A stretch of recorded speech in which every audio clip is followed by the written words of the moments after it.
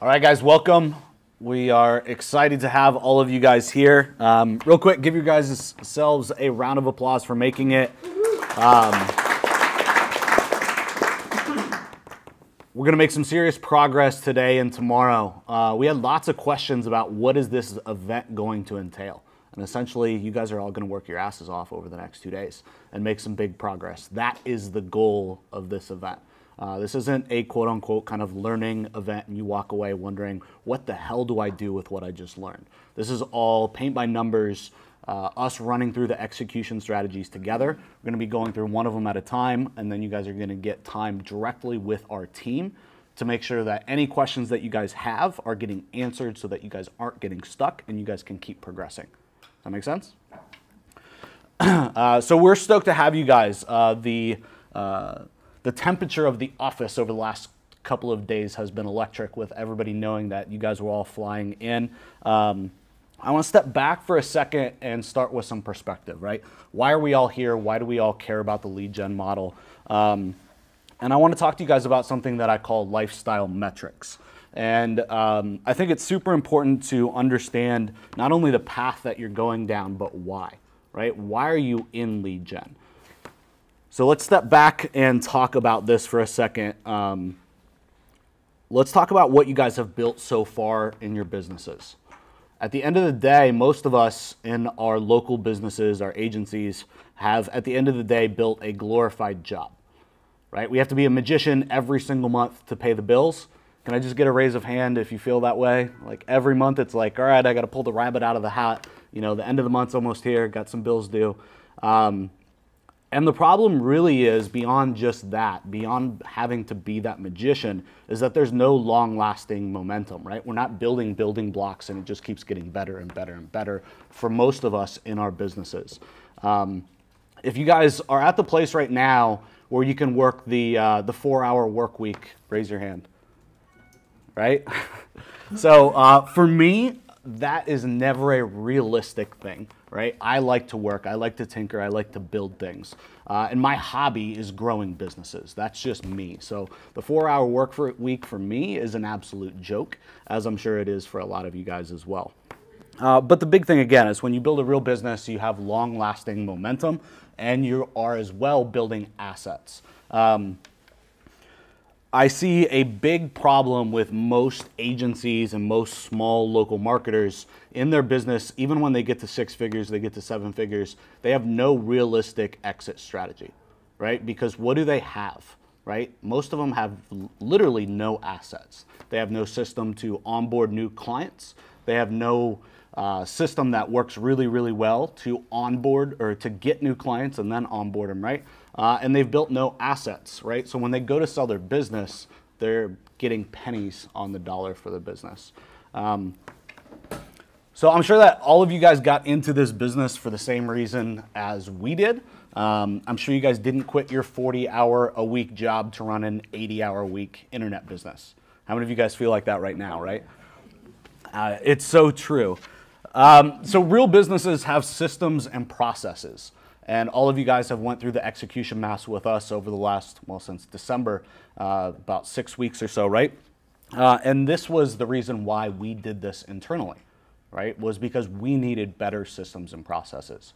We have assets as lead gen marketers though, right? We are building sites that are making us money day in and day out without us having to do anything.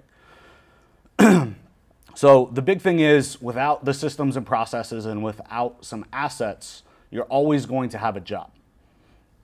So how easy is it for you guys to find someone to outsource your responsibilities to? How have you guys done with outsourcing? Can I just get some feedback? Moderate. Sue says okay, pretty good. It was easy to find them, but it was hard to keep them. What do you do after that, right? How do you keep them happy? How do you onboard them? I mean, really what we need is a clone, not an outsourcer. And by the way, our next product release is we're going to be coming out with clones. That's supposed to be funny. Come on. Drones. Yeah, we'll deliver them with drones right to your house. So the big wake-up call that I want you guys to have is that your life is slipping away day by day, right? A day wasted now is going to cost you guys way more in the future. And that's why we're pushing so hard, right? It's a compounding effect. So the better start that you guys can get now, the better it's going to help you guys in the future, obviously compounding. So we all have the ability to make extraordinary gains now, okay? And we don't know how long this window is going to be here, right? So for example, I believe that this window will always be here in some type of circumstance. However, look at what's going on with Google Maps, right? They went from the 7-pack to the snack pack. And now they're playing around with Home Advisor and introducing booking right into Google Maps, right? So the time is now, right? Things are just getting more competitive, okay? Don't let that be a reason for you to shy away from the business. Give that a reason for you guys to go all in and really start to scale fast. Does that make sense? So I want to take you guys through an exercise. The first time I did this exercise with any group, it was really good. We had a lot of eye openers, and I'll tell you what happened after we get through the exercise. But this is super powerful. So men, write down 76. Women, write down 78. So Ryan, if you can just do this as well yourself as we're going through. So men, 76. Women, 78. Write your current age below that number. Okay, so men 76, write your current age below that number. Then subtract your age from that top number. I know some of you guys are probably going to need your calculators. It's all right. Don't be shy. All right, so guys, basically now you have your adjusted age. Okay, so that's the number of years you guys are going to have left according to the world average. Okay, so 76 is the average length of years across the world that a male stays alive, right? The average age length. So now what we want to do is we want to multiply your adjusted age by 0.33. And basically, 0.33 is the time that you guys are going to spend sleeping until you die, right? 33% of your life, basically, you end up sleeping. Okay. Ryan's getting out the calculator. And that's because younger guys have bigger numbers. For some of us, it's like 6. Yeah. All right. So once you have that that sleeping, what you're going to want to do is subtract the sleeping time by the adjusted age. Or multiply by 6.6. Yep. You can do that too. And then you're just going to multiply how many years you have left then by 365 so that you have the number of days you have left. Does that make sense?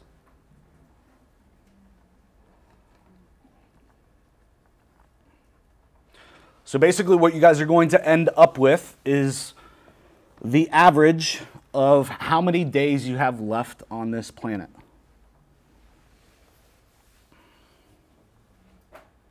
Everybody got their number? I got a sharp look right there. Yeah. Needed to set the stage a little. Everybody have their number? Anybody not have it? Subtracted time sleeping, what do you mean by that one? Yeah, so what you have before that is your adjusted age, right? And then what you're doing is multiplying that adjusted age by 0.33. That's how much time you're going to spend sleeping.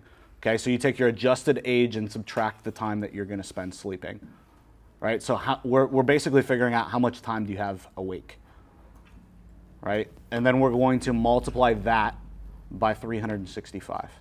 And that's going to give us how many days we have left on the planet.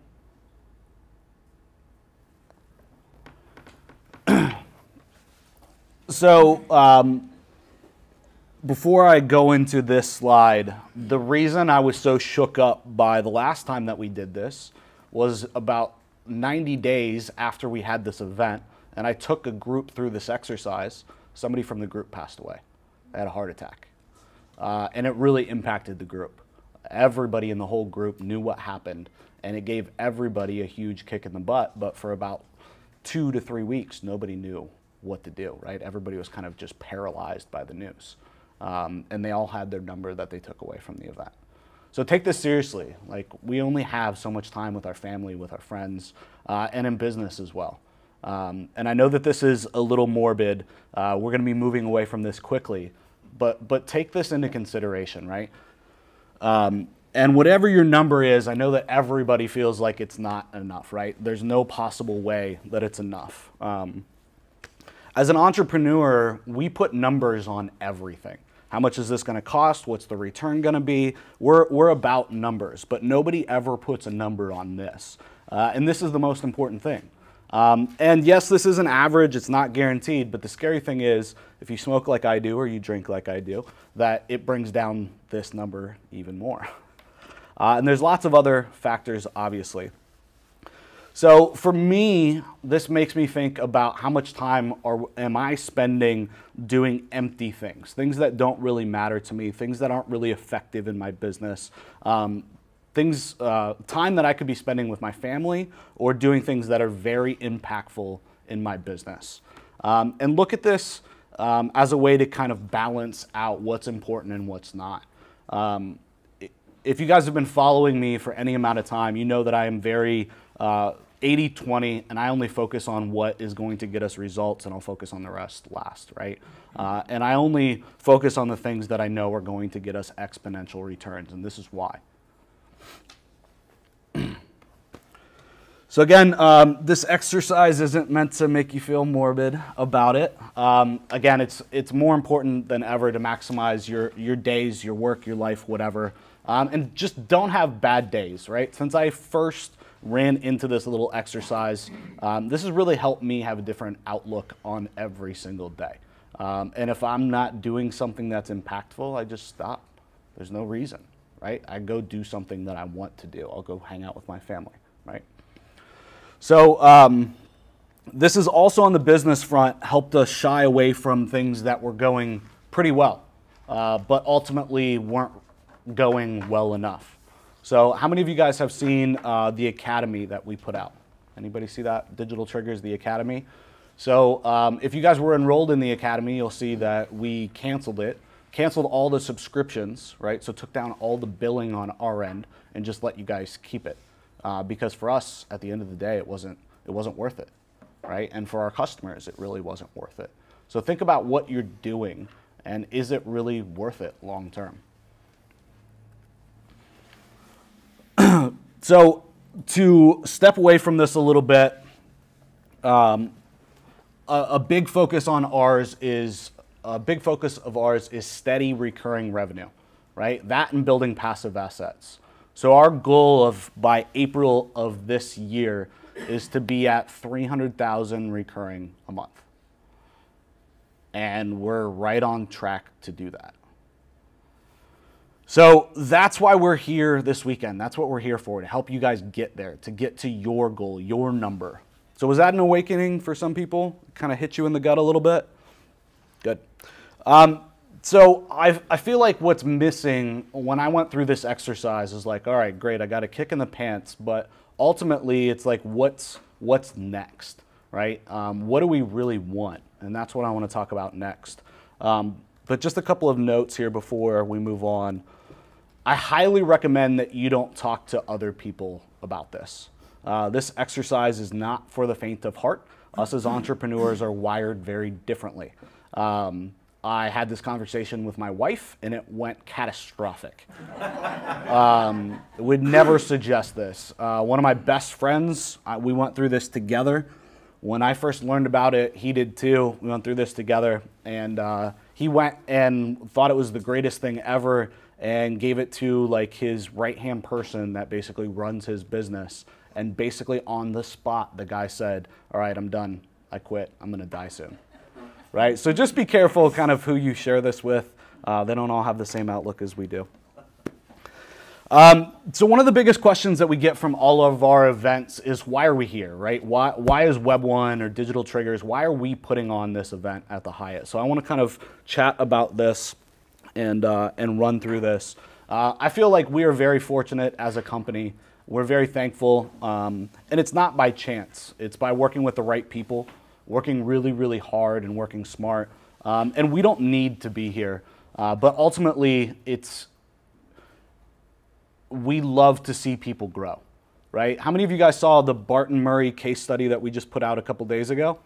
So that is what thrives us. That is what fuels us. So since that interview was put out, Barton in that interview obviously went and picked up a client for $1,500 a month, set himself up just with that one client for $18,000 a year. He's now picked up 3 more since that interview.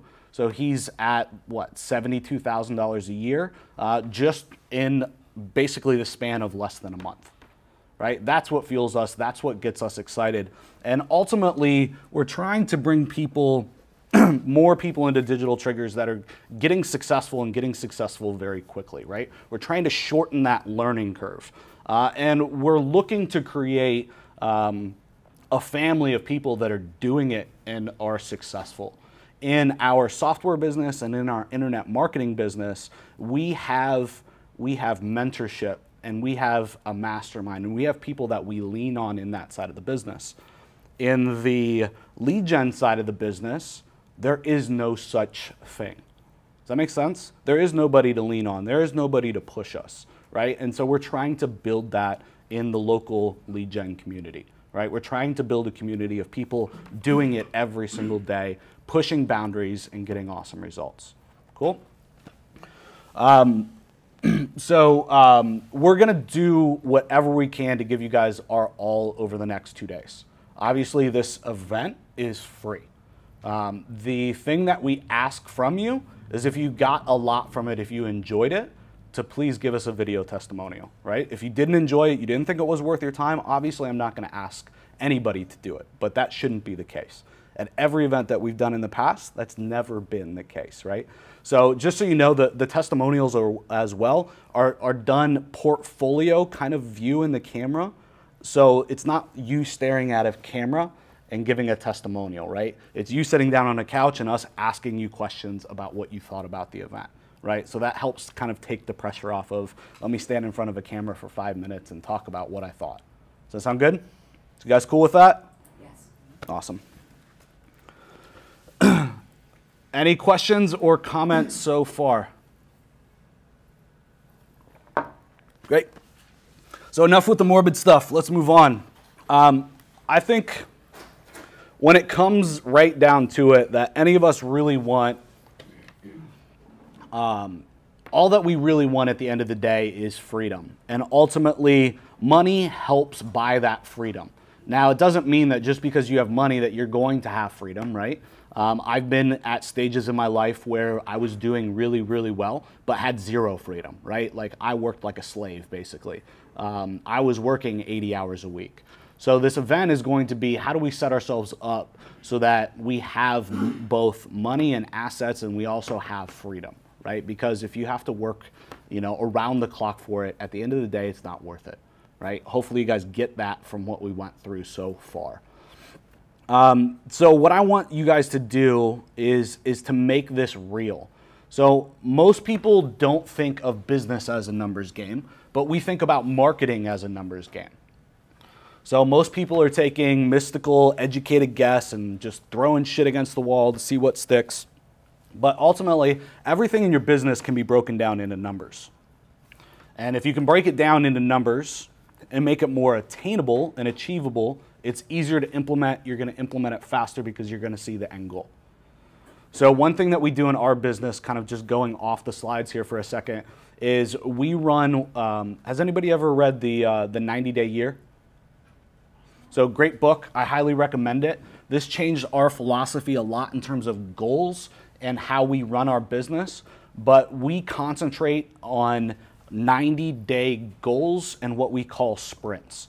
Okay, so we're not focusing on what is the goal by the end of the year because that's unachievable, right? We can't look at those numbers and say we're on track, we're doing it, we're in a good spot, right? But if we can shrink that down to 90 days, we can close this success loop a lot faster, okay? And with that brings a lot of momentum. So just the little thing that's it helped us extremely. So we do quarterly reviews where we talk about our business. We reflect on our business, what went well, what didn't go well, what are the key assets that we have moving forward, and what do we have to do to kind of continue increasing on the momentum. And then that's all tied with this 90-day goal. The second 90 days that we put this in, my bonus for the quarter tripled. So this works, and it works extremely well. We'll talk about this probably at some point in the event, but as soon as you guys get to 6 figures, I think that the first thing that you guys need to do is set your guys' self up on salary, and then basically have a draw once a quarter where everything that's left in the business over a certain threshold is yours to pocket and to do with what you want. And what you'll find is that really starts to push you, and it pushes you hard. So let's get back to the slides. We can talk about that a little later. So I want you guys to make this real, okay? And what I mean by that is I want you guys to reverse map what you guys are looking for in your life, right?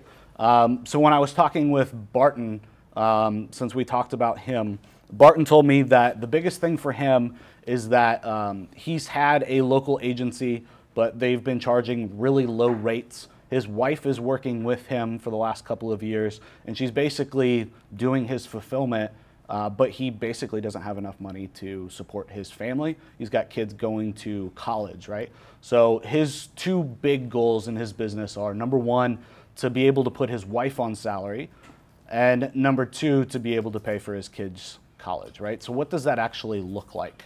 So figure out what you actually want or need. What's going to drive you guys? And when I talk with most people, they don't know these answers. They have no idea, right? So what are you going to work every day for? What are you pushing for? Why are you doing this? Why does it even matter? Okay, and I'm not talking your lifestyle and your reverse mapping. I'm not saying MTV cribs and you're trying to live like P. Diddy. Like that's pie in the sky. What can you guys do right now to really change things in your life, right? For Barton, it would mean the world if he could just put his wife on salary, right? Because then she'd finally believe in him and the business, and she would be okay, right? And everything in his life would be on the upward swing. Does that make sense? Yes. I know for a lot of you guys, it's, for your wife or your husband to not have to work and maybe be able to join you in the business, or it's kids in college or things like that.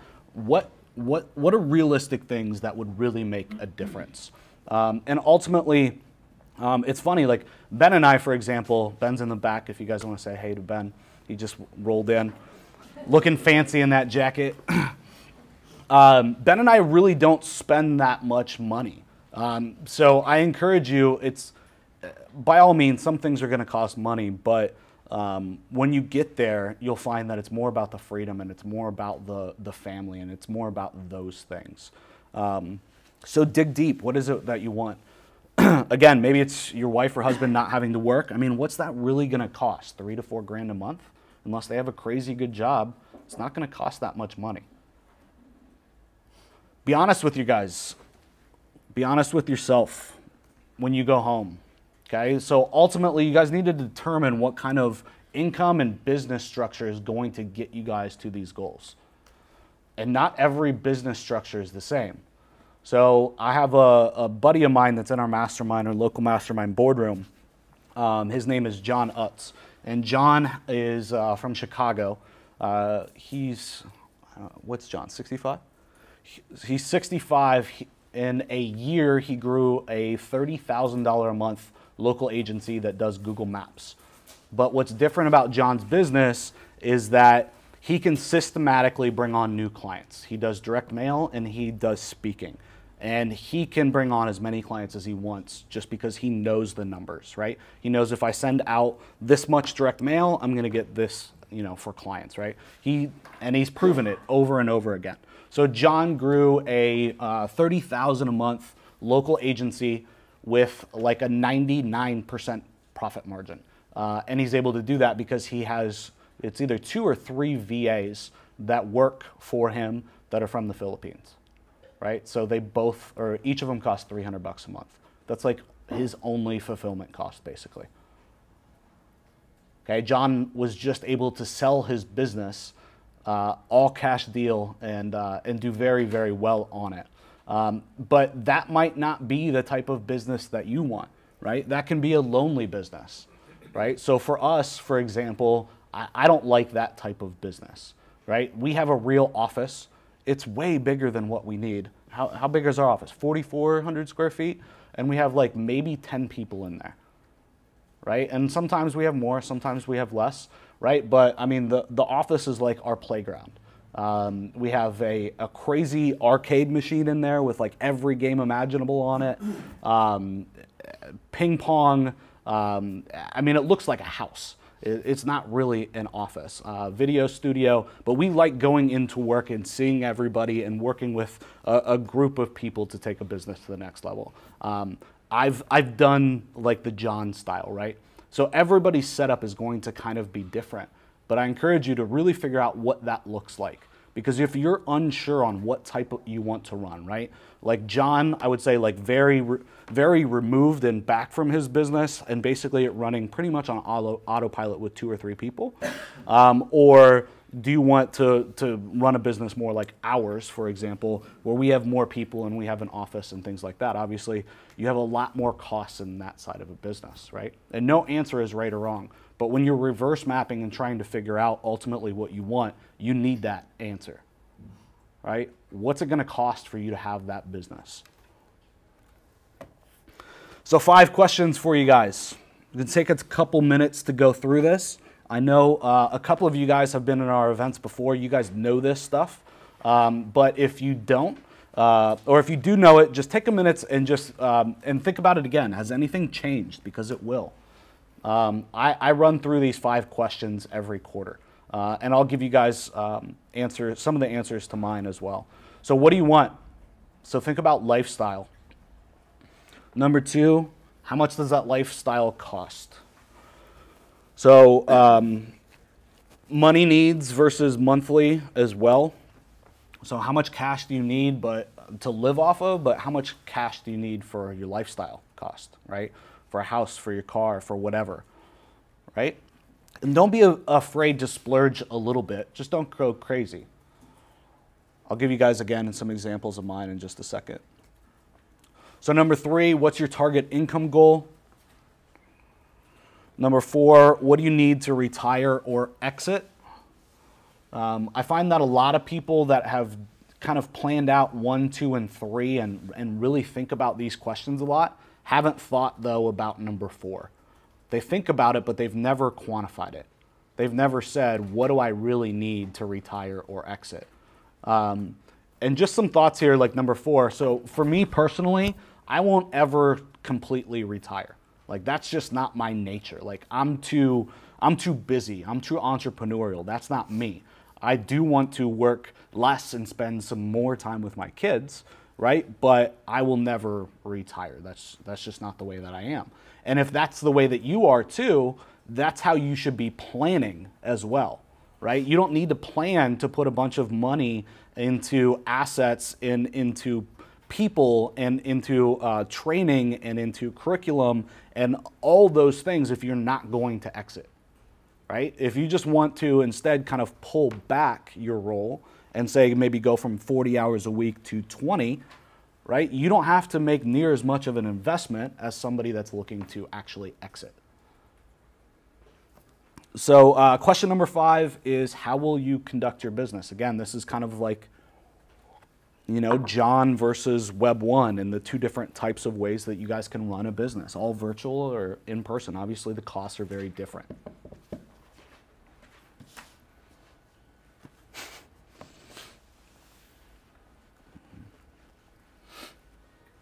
So take a second, go through these questions.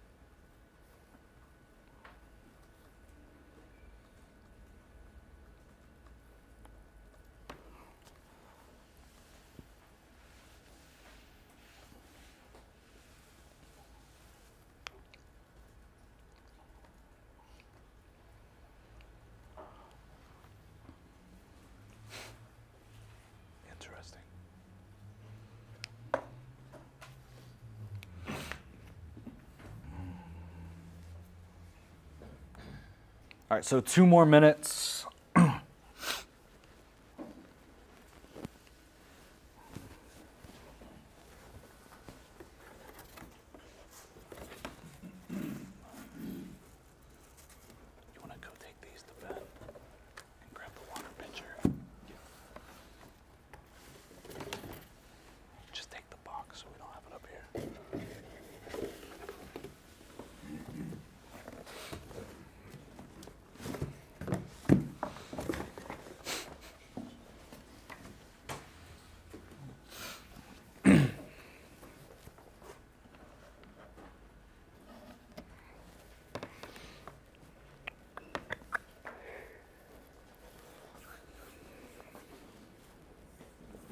Thank you, sir. Appreciate that.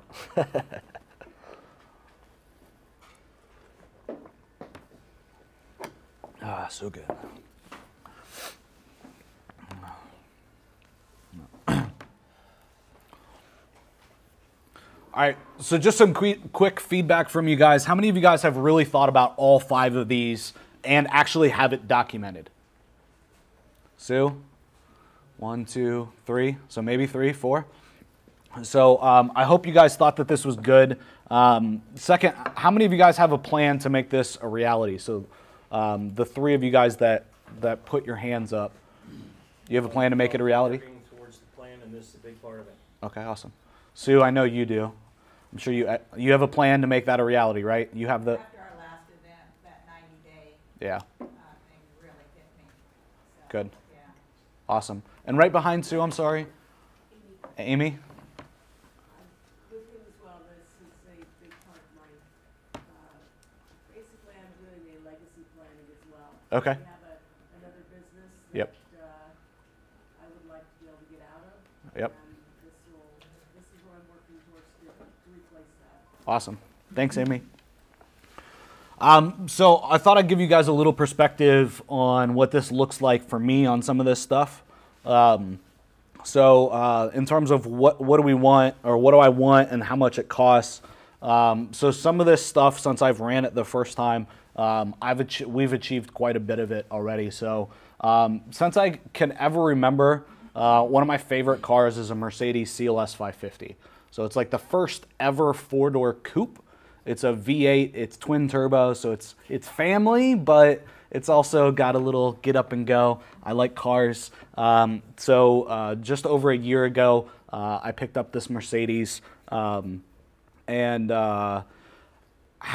obviously mortgage, insurance, taxes, HOA. I've had my house for a couple of years, obviously.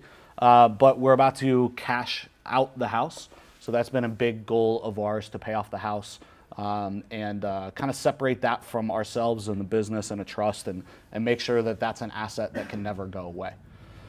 So that's a big achievement that we've been looking for. I just bought my wife, I don't know, 6 months ago now. She always wanted a Yukon Denali.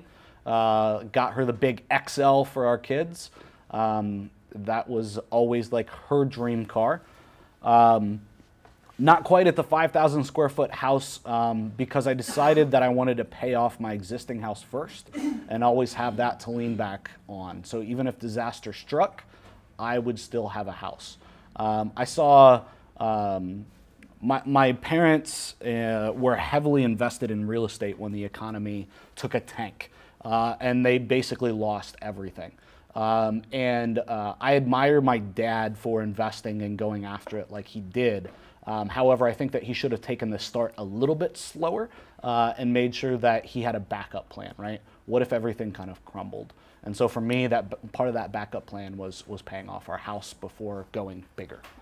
So just being honest with all of you guys and kind of opening up a little bit. Vacation condo, would love to get a condo. Haven't made this one a reality yet. My family still lives in Ohio. My mom's side, my dad's side lives in Southern California.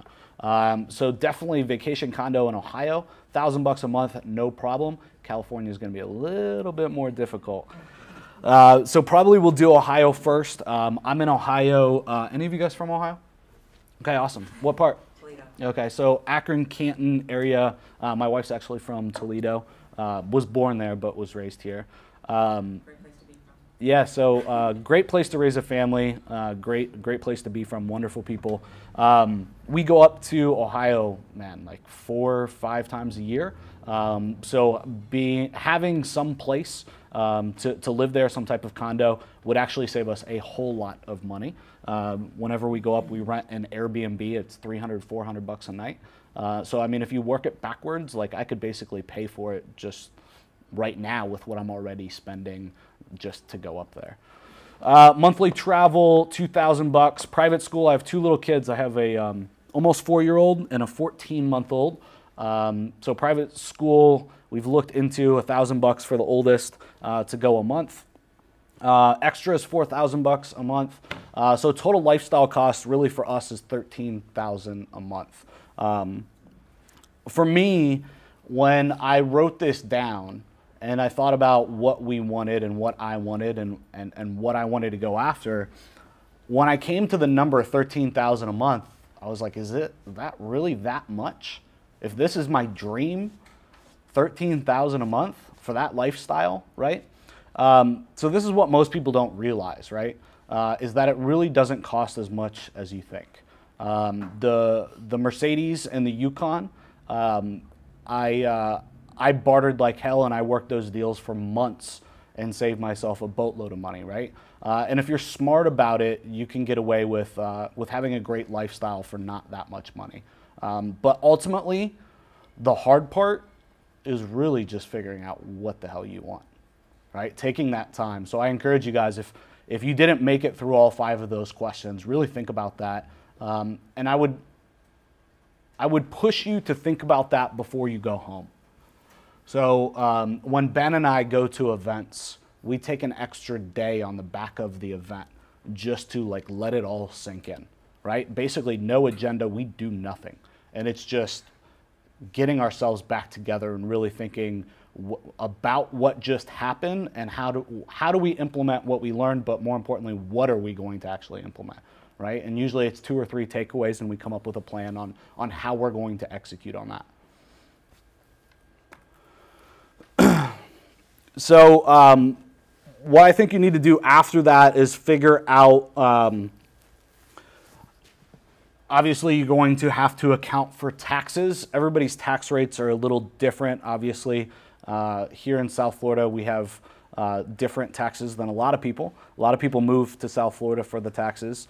But I would definitely account for taxes. I account much more than 20% now for taxes, depending obviously on income brackets. But then ultimately you guys need to figure out again how you want your business to be set up, right? Because this is your personal revenue. This is your take. This isn't the business's take, right? So if you have an office, if you have lots of people, if you have people in-house, it's going to cost a lot more than if you run a business like John and have 2 or 3 people from the Philippines. So I want you guys to take a second. We're going to take another 3 or 4 minutes and figure out what that number is. I want everybody to have a number. All right? So think about that number. Come up with that number.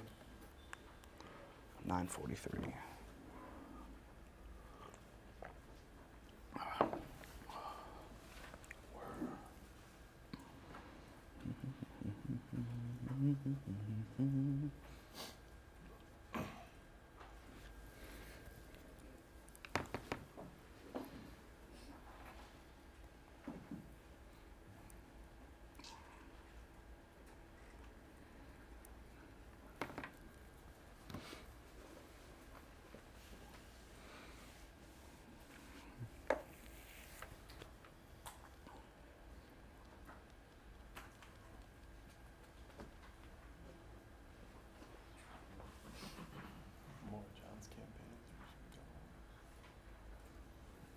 We should have that tracking in now, though.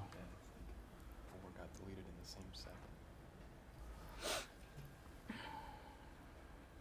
We put on like heat mapping software, though, tracking, so we can.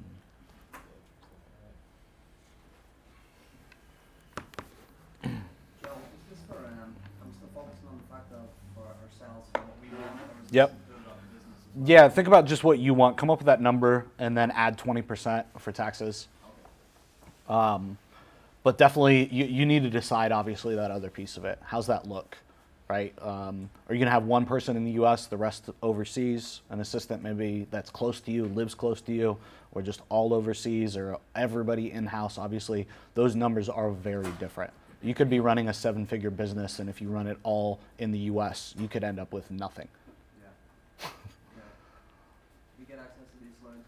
Yeah, we can share.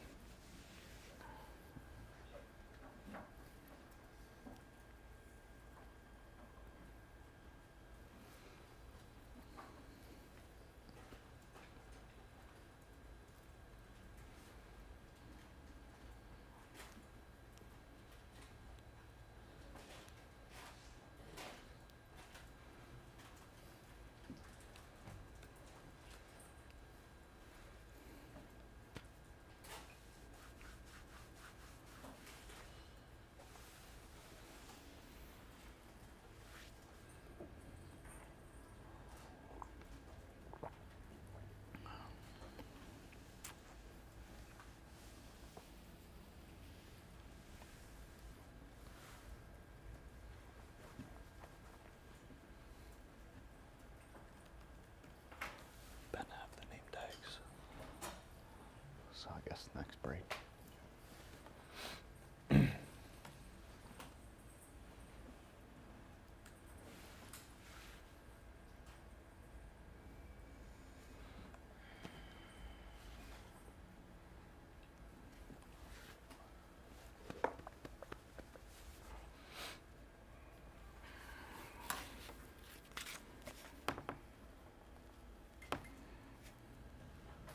When was the last pan? When was the last pan? December. Pam. December, right? So, January.